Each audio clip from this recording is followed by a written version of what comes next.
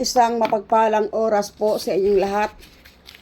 Bago ako magpapatuloy, pasasalamatan ko muna si Ma'am Nick Ruco at ang iba pang mga junior coordinators nga narito ngayon.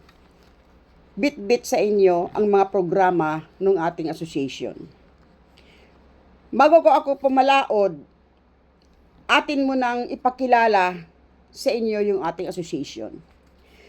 Ito ay rehistrado, legal ang operation, nakarehistro tayo sa pangalan nga Philippine Deuterium Divine Wealth Association Incorporated. Binubuo ito ng samahan ito ng mga Pilipinong nagkakaisa para sa isang advokasya. Gabay ng isang abogado. Ang operation nito ay sa pamamagitan ng mga voluntary coordinators from Region 1 to BARM. So narito si Ma'am Nick ngayon sa iyong harapan at iba pa, talakayin natin ang mga programa ng ating association. Meron tayong dalawang advokasya.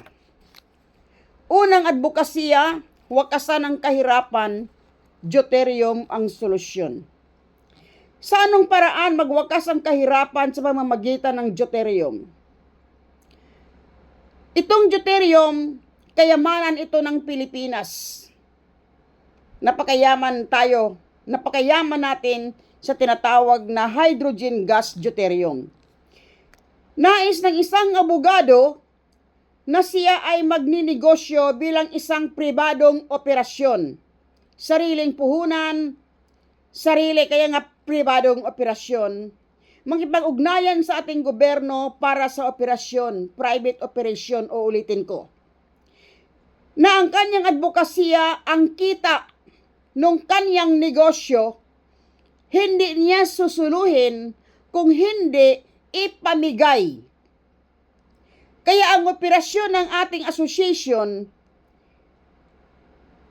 noong nagsimula ito noong 2022 hanggang ngayon, patuloy nating hinahanap yung mga pangalan sa mga Pilipino nga mabigyan ng dividendo sa kanyang bubuksang negosyo.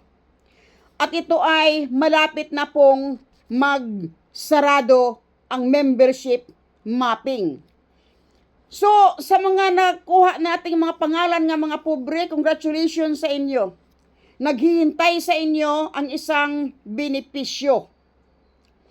So, isama rin ko uli, isang tao nga nag-advokasya nga magbukas ng negosyo sa pamamagitan ang target nga negosyo itong Deuterium hydrogen gas ng kita ipamigay, hindi po susuluhin.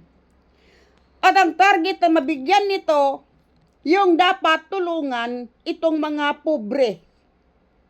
Maraming pobre ang Pilipinas po, lampas sa kalahati ng ating association pobre. 70% actually ang pobre sa buong Pilipinas. So ito yung target na matutulungan o mabigyan ng dividendo sa kanyang bubuksang negosyo.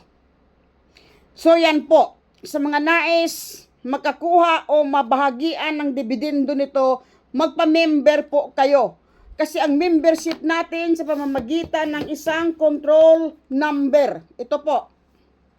Isang ID nga taglay ang control number at ito ang control number na ito ang paraan para makilala kayo at mabigyan kayo ng dividendo sa paparating na negosyo ng isang Pilipino. Pilipino po ito. Okay. Talakayin natin ang pangalawang advokasya. Ang pangalawang advokasya, ganito. Wakasan ang gutom. So sa dalawang advokasya, unahin natin nga wakasan ang gutom kasi meron tayong emergency na gutom na hinaharap ang Pilipinas. Okay. Sa anong paraan wakasan ang gutom? O simple lamang no. Paano? Ang programa ganito. Ipinance ang mga magsasasaka na miyembro ng asosasyon. Libre, hindi utang, walang tubo kayong babayaran, libre. Pag sinabing libre, wala kayong gagastusin na magagaling sa inyong bulsa kahit po piso. Okay. Ang kagandahan sa programa, kung sakali nga makalamidad ang inyong pananim o mapeste, still, libre pa rin, wala pa rin kayong poproblemahin. Kaya sa programa na ito, walang lulubog na magsasaka sa utang. Maliwanag, no? Okay. Magtanong kayo, sino ang pinanser? Kasi association tayo. Ang Philippine Deuterium Divine Wealth Association Incorporated ay isang non-stock corporation, ngunit mayroong pinanser. Ang pinanser natin ay ang mismo anak ng ating legal counsel, Attorney Apolonia Sugilon. Ang anak nito, ang pinanser nga si Attorney Aaron C. Sugilon. Ayon sa ating pag-survey, ito yung formula. Makinig kayong mabuti. Ito maaring magbago sa aktual nga numero, pero ayon sa ating pag-survey, ang 1 hektarya nga palayan, hindi ka maisa na palayan tayo, mamaya na yung corn. Mayroong gastos na 35,000, 40,000, o 50,000, depende po sa uri ng lupa at kung ito'y irrigation o hindi irrigation, depende pa sa kondisyon ng sakahan. Okay. Ano ang kondisyon ni Attorney Aaron Sugilon sa kanyang palibre sa mga magsasaka? Simple lamang. Ang kanilang mga produkto, siya din ang bibili, i-buyback. Bibilhin din niya. Ang kondisyon, mas mura ng kaunti sa presyo ng mga negosyante. Kasi, walang gastos ang mga magsasaka. Libre po. Talakayin natin sa unahan kung papaano mangyayari. Tanong, ano ang pakay ni Attorney Aaron Sugilon sa kanyang programa na ito? Simple lamang ang kasagutan. Nais niyang pakainin ang mga pobre na miyembro ng asosasyon. Kasama ang pamilya ng mga magsasaka. Nais niya nga mapamura ang presyo ng bigas. At nais niya nga maisalba ang mga miyembro ng asosasyon sa krisis ng pagkain nga darating sa Pilipinas. 3 lang po ang kanyang pakay. Nasabi ko na. Okay. Itong pagmura sa presyo ng bigas, kayang-kaya po ito ng isang manggagawa. Sa aming pag-aaral, 1860 ang kilo, maaring 21, maaring 22, maaring 23. Hanggang doon na lamang, depende po yan sa gastusin. Mamaya ating talakayin. Okay. Kayang-kaya kayang ma-achieve ang ganito kamura nga presyong bigas? Yes, kayang-kaya. Pakinggan ninyo ang formula. Ito ang formula. Take note ha, ang lahat ng numero ng aking babanggitin maaring magbabago sa aktual nga senaryo, pero formula po ang pakinggan ninyo. Ito yung formula. Ang formula o pag-aaral base sa 1 hektarya na palayan. Ang regular na ani, mayroong 120 kabans. Ang timbang ng bawat sako, depende po ha, kasi mayroong malaki nga sako, mayroong maliit nga sako. Depende po. Pero ibigay ko sa inyo ang range na 60 kilos per sako, timbang. Kung sakali nga 120 kabans, i-times natin og 60 kilos per kabans, makakalikom tayo ng 7,200 kilo na palay per hektar. Di ba sinasabi ko sa inyo kanina na hindi po hingiin ang inyong produkto? Kahit libre kayo, i-buyback natin. halimbawa, i-buyback natin ng 10 pesos per kilo. So, ang 7,200 na kilong palay per hectare, i-times natin ng 10 pesos per kilo, merong net income ang magsasaka nga tatanggapin na 72,000. Sinasabi ko nga net income kasi walang gagastusin siya kahit piso mula sa kanyang bulsa. Masaya o hindi? Masaya ang magsasaka. Okay. Formula ha. Ang 7,200 kilong palay ipagiling mababawasan ng 20% nga ipa, tahip o darak. Lalabas dito ang 5,760 na kilong bigas. Produkto per hektarya. Ibibinta ito sa presyo na 1860 sa ating mga miyembro kasama yung pamilya ng mga magsasaka. Ang kalabasan, 107,136 pesos. Okay. So, saan nadalhin itong napagbilan ng 107,136 pesos? Para lang po masauli ang total na gastos. Ang total na gastos, ganito lamang. 35,000, halimbawa ha, 35,000 per hektar na libre. Tapos binabayaran kayo, gibuyback, binabayaran kayo ng 72,000 nga cash. Ang mga magsasaka, so 107,000 ang kalabasan.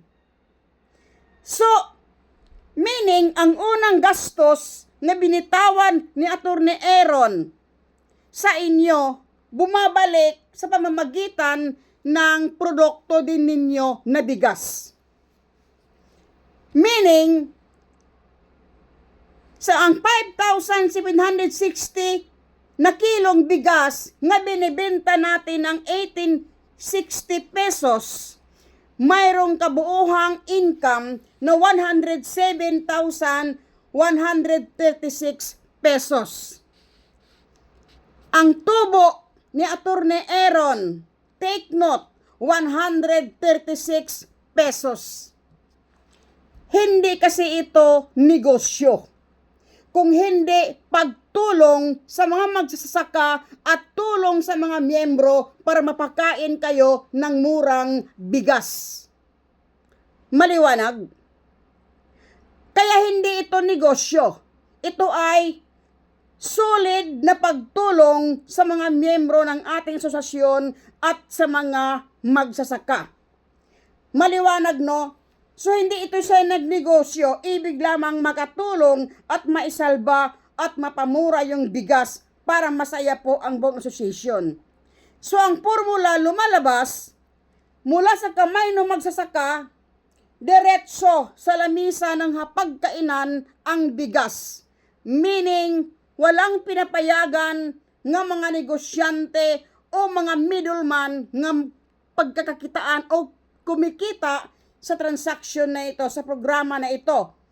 Kaya mapamura ng bigas sa formula na from the hands of the farmers to the table.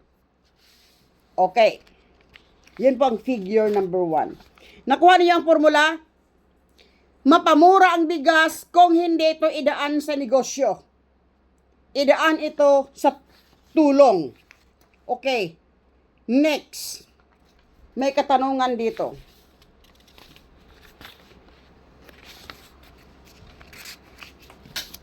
Okay.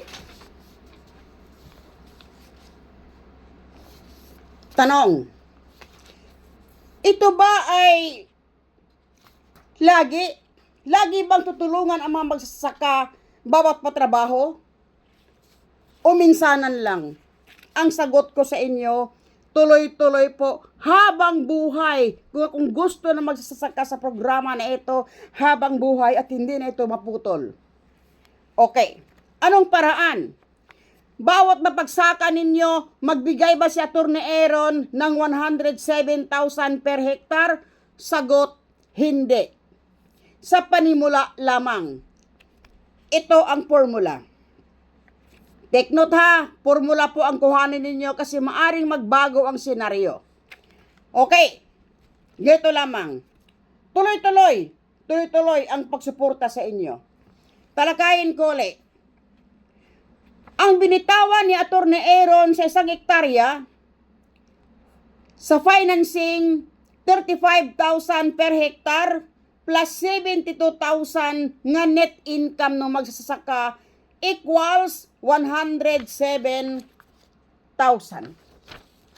Okay. Ang produkto na bigas mula sa 7,200 na kilong palay, 5,760. Binibenta natin sa 1860 sa inyo, sa mga miyembro, lumalabas ang 107,136 pesos. Take note, ang unang binitawan ay 107,000 and then nakuha uli ang 107,000 mula sa 5,760 na kilong bigas. Ibig sabihin, nabawi ang binitawan ni Atty. Aaron Sugilon sa unang bisis. So dahil nabawi ito mula doon sa bigas, meaning sa second crop, third crop, fourth crop, fifth crop, tuloy, ibig sabihin, mayroon na tayong gagastusin ng paulit-ulit. Kaya ang programa na ito, hindi lamang minsanan, habang buhay, nga gusto na magsasaka, nga makalibre siya, tuloy na po. At si Atty. Aaron, hindi rin natin mapupurwisyo. Bakit po? One time lamang siya magbitaw ng 107,000. In short, ang binitawan niya, nakuha natin mula sa produkto ng bigas, galing sa magsasaka, at ang kumakain nito, ang magsasaka din at ang mga miyembro. So kung matandaan natin, hindi siya kumikita. Hindi niya pinagkakakitaan ang pagkain. Hindi niya pinagkakakitaan ang mga magsasaka at lalong hindi pinagkakakitaan ang mga miyembro. Ang pakay lang talaga niya makakatulong at maisalba tayo sa gutom. Maliwanag po. So naintindihan ninyo kung paano habang buhay ito? Cycle lamang, rolling lamang. Okay. So maliwanag po ba ang mensahe ko sa inyo? Habang buhay na libre ang mga magsasaka dahil ang gastusin dito sa bigas natin paikot-ikot. Okay. So maliwanag po, no? Ang tanong kung ito ba'y minsanan lang, no. Habang buhay, libre ang mga magsasaka at habang buhay din kayong kumakain ng murang bigas. Okay. Figure number 2. Sa panahon ba sa kalamidad, wala pa rin bang bayaran ng magsasaka at paano makabangon ang programa? Yan po ang question na dapat nating sagutin. Kailangan malinaw sa inyo. Ganito lamang po. Paano makabangon ang programa sa panahon sa kalamidad? Simple lamang. Kung sakaling napeste ang mga palayan o ito ay nabagyuhan, nadapa, imposible na wala. Meron talaga. Kahit paano, merong 30 ka bans, 40 ka bans, 50 ka bans. Imposible na wala. Meron talagang makuha. Okay, paano makabangon? Halimbawa lamang, formula ang kuhanin ninyo, maaaring magbago sa aktual nga numero. Halimbawa, merong 50 ka bans nga income per hectare. I-range natin sa 60 kilos ang timbang per sako kabans. So 50 times 60 equals 3,000. Merong total nga 3,000 kilos per hectare. Hindi ba i-buyback natin mula sa inyo, hindi hingiin, babayaran kayo? So, ang 3,000 kilos per hectare, babayaran sa inyo ng 10 pesos per kilo, halimbawa lamang. Makakatanggap kayo ng neto nga 30,000 pesos. Neto. Kasi ayon sa kasunduan o sa programa, libre, wala kayong tubo at walang utang kayong babayaran. So, neto ang 30,000 nga tatanggapin ninyo. Paano makabangon? Ang 3,000 na kilong palay, kung ipagiling, mababawasan ng 20%. So, lalabas dito ang 2,400 kilong bigas. Ang 2,400 kilong bigas, ibibenta natin pabalik sa inyong mga pamilya, mga magsasaka at sa ating iba pang miyembro na walang sakahan sa presyo na 27 pesos 25 centavos ang kalabasan times 2,400 times 27.25 ang kalabasan 65,400 pesos. Bakit 27 pesos and 25 centavos ang presyo? Dahil nais lamang natin nga i-cover up ang gastos.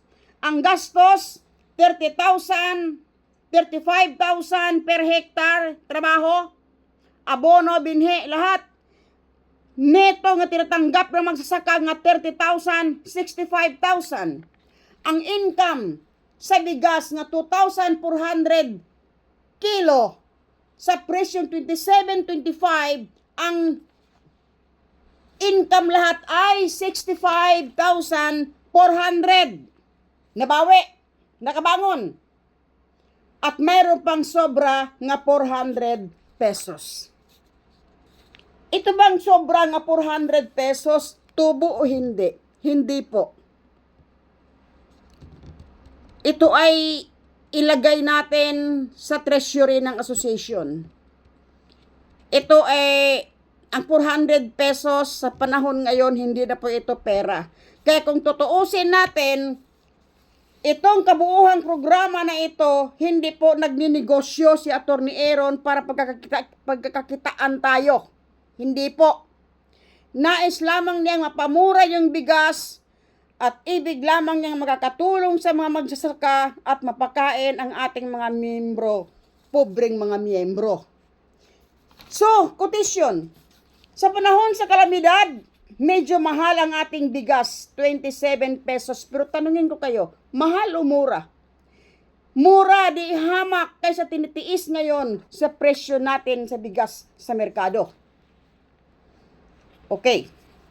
So sa figure number 3, nakikita ninyo na tayo makakaahon sa gutom. Ang ating gutom masolusyonan kasi napakamura po ng ating bigas. Okay, tanong kaagad. Ito no, ang mensahe ko sa inyo, ang programa na ito hindi nagninegosyo.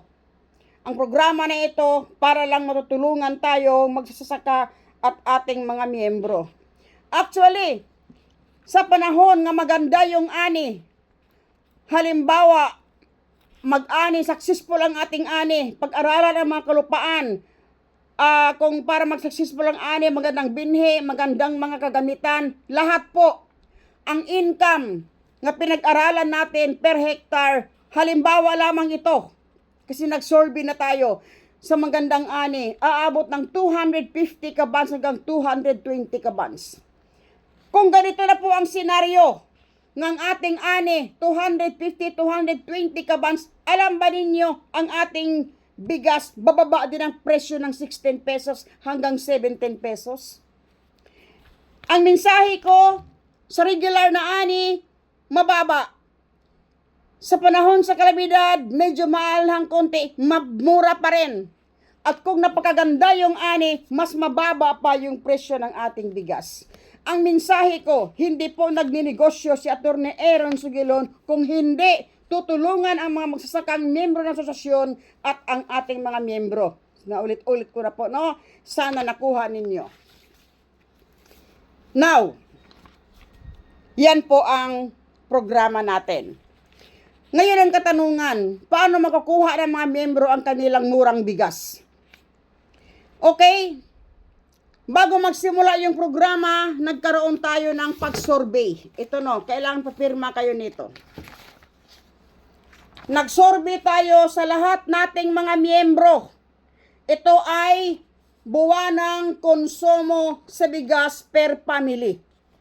Kung sakaling nais ninyo makakuha ng murang bigas, please pirma kayo dito. Kasi hindi natin i-approve kayo kung wala kayong pinirmahan nito at numero ng inyong mga ID control number sa likod nito, pakisulat. Ito ay hindi ko na lang babasahin sa inyo. Bahala na mga coordinators. Andyan si Ma'am Nick. Maya-maya magtanong kayo. Okay. Paano magarating sa ating mga miyembro ang murang bigas? Simple lamang po. Ang ating murang bigas wala po sa ordinaryong tindahan o sa mga groceries pagkaguluhan ito. Para sa seguridad, makukuha lamang ninyo ito sa isang eksklusibong pamilihan online. Tinatawag ito nga mobile palengke apps. Ito ang mag-handle sa distribution ng bigas para sa ating mga miyembro sang-ayon sa pag-approve natin sa inyo. Dahil ang ating stock ay limitado at eksklusibo, kung magkano in-approve, yun lang po ang matatanggap ninyo. Kung magkano ang konsumo ninyo, buwan ng konsumo, yun lamang po makukuha ninyo. Dahil sa mura nito, baka mamaya pag sobra-sobra ang supply ninyo, baka ibinta ninyo sa kapitbahay, bawal po. Kailangan konsumo lamang ninyo. Okay. Ilalabas natin, upon implementation, ilalabas natin ang ating mobile palengke apps. Isa itong eksklusibong pamilihan ng mga miyembro ng asosasyon. Okay. Ang inyong mga bigas, i-deliver sa inyong mga tahanan sa pamamagitan ng mga rider. Hindi nyo kailangang puntahan sa kung saan-saan. I-deliver po ito sa inyong tahanan sang-ayon sa approval ng inyong application form. Okay. Dagdag paliwanag. Sa ating mobile palengke apps, hindi lamang bigas ang mabibili. Mabibili din dito ang lahat ng mga pangunahing bilihin tulad ng karne, manok, prutas, gulay at iba pa na kailangan natin upang mabuhay. Hindi tayo mabubuhay na puro bigas lamang. Kailangan natin ng ulam. So binubuo natin at inilulunsad ang mobile palengke apps. Ang mobile palengke apps, napapaloob dito ang 4 na programa. Okay. Number 1, closed door policy. Number 2, pababain natin ang presyo ng pangunahing bilihin. 50% pagbaba. Kung magkano ang inflation rate ngayon, kung 490 o 400 ang kilo ng baka, gawin natin 200. Ipaliwanag ko sa inyo kung paano. Number 3, tulungan naman magsasaka. Number 4, tangkilikin ang ating sarili na produkto. Okay. Talakayin natin ang number 1, closed door policy. Ano bang ibig sabihin ng closed door policy? Kailangan ng ating mga pagkain eksklusibo lamang. Anong dahilan? Meron ding 4 na dahilan ang napapaloob dito sa closed door policy. Number 1, nabalitaan ba ninyo nga marami ng plastic na bigas? Plastic na itlog, plastic na saging, plastic, lahat po at marami pa. Para maiwasan natin ito, kailangan i-ban natin ito lahat sa ating mobile palengke. Kailangan ang produkto na dito ay totoo, walang plastic, para mas hindi kayo magkakain ng plastic, mas save kayo. Okay, number 2. Alam ba ninyo yung mga GMO plants? Siguro hindi ko na talakayin sa inyo pa isa-isa para hindi haba yung ating oras. Si Ma'am Nick na lang magpapaliwanag sa inyo kung anong ibig sabihin ng GMO plants. I-ban natin ito. Isa itong uri ng teknolohiya ng science nga binago nila ang karakter ng isang halaman. Kaya nilang magawa ng isang kalubasang napakalaki, no? Kasing laki mo. Kaya nilang, Ma'am Nick, ipaliwanag mo sa kanila yung GMO plants, may maya ng kaunti. Okay, number 3. Kailangan i-ban natin ang tinatawag nga lab-grown meat. Ano ito? Isa itong, ayon sa mga scientist, sa huling mga araw, hindi na natin kailangang mag-alaga ng manok, baka, kambing at pang hayop. Hindi na kailangan. Kinukuha nila yung cell ng isang hayop, pinatubo nila sa laboratorio, at kaya nilang mag-produce ng metric tons, 100 and 1,000 and millions of metric tons para ipapakain sa atin.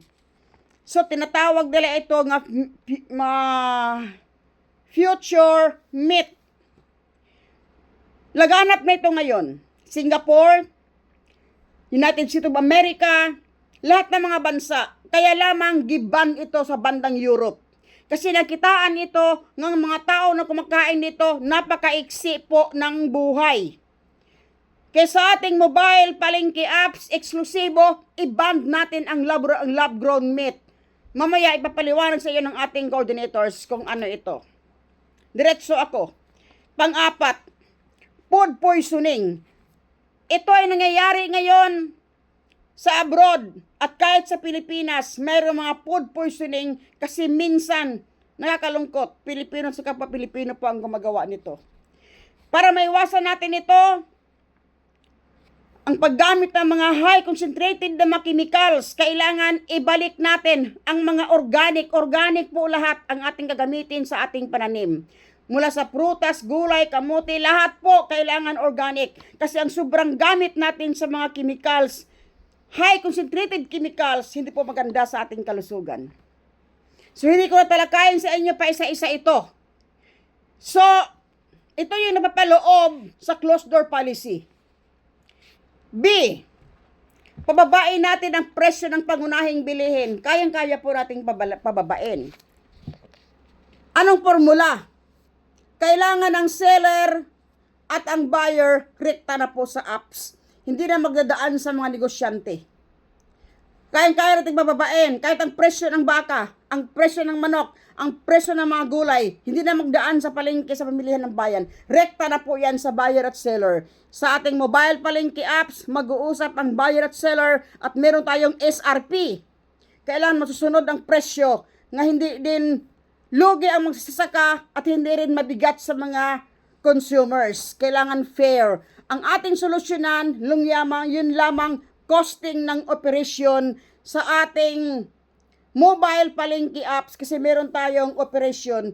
Ang costing noon, yun lamang ipatong natin sa mga commodities, pangunahing bilihin. Kaya kayang-kaya nating pamurahin po ang mga produkto. Kalahati po sa inflation rate ngayon, kayang-kaya. So, malaking tulong po yan sa ating mga pobre. Okay, number number 3.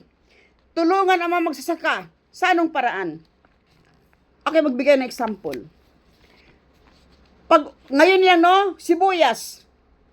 Harvest ng sibuyas, season ng sibuyas. Marami mga magsasaka ang umiiyak dahil wala pong nabili.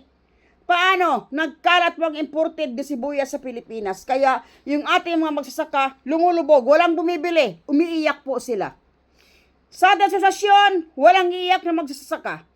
Walang produktong masasayang. Example lamang ito. Halimbawa, maraming sibuyas. Bilhin lahat yan. Kailangan walang magsasaka na iiyak at nalulugi. Ano gagawin natin sa sibuyas? Simple lamang.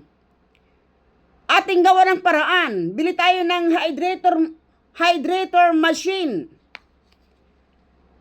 I-dehydrate natin lahat yan. Gawin natin powder. Union powder. Napakamahal po niyan. Pwede natin i-export. At ang kita, centralized po ng ating sabahan. Ang kamatis, kung sobra ang harvest ng kamatis, gawin natin ketchup. Ang importante, wala pong magsasakang umiiyak po at nalulugi. Okay, no? Pina-exit ko lang explanation. Number 4. Tangkilikin ang sariling atin. Sa ating mobile palengke apps, kailangan wala pong produktong imported. lahat.